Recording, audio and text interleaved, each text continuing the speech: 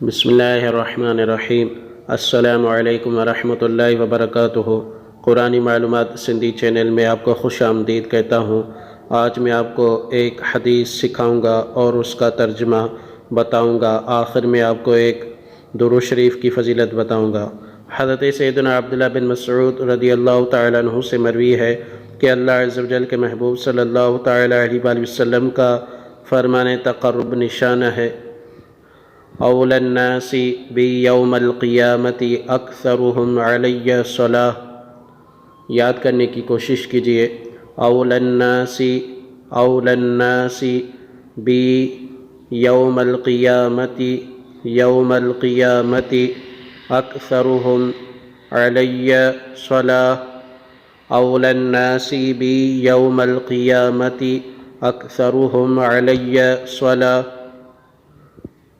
اول الناس بی یوم القیامت اکثرهم علی صلاۃ۔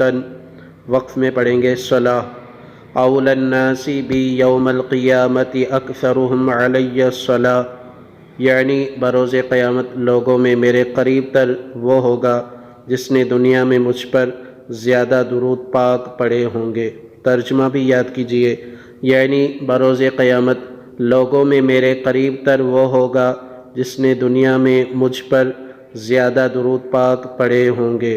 جامع الترمذی ابواب الوتر میں یہ حدیث موجود ہے۔ صلی اللہ علی محمد، جو یہ درود پاک پڑھتا ہے تو اس پر رحمت کے 70 دروازے کھول دیے جاتے ہیں۔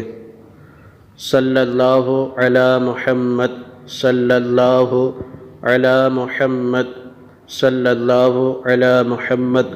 روزانہ یہ 313 بار درود شریف پڑھے، انشاءاللہ آپ کا شمار کثرت سے درود پاک پڑھنے والوں میں ہو جائے گا۔